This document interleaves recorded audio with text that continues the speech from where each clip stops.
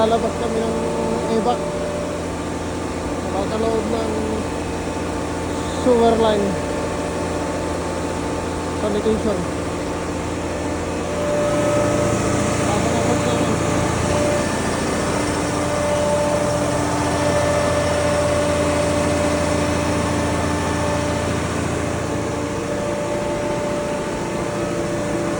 Palitan kami, mga bigat-bigutin, parang nagbubuhat ng deadlift.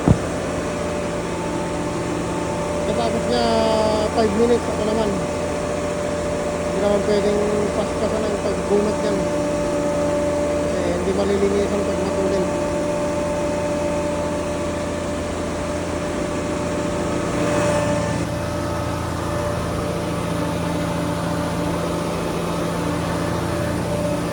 Dito kami ngayon sa Kipman.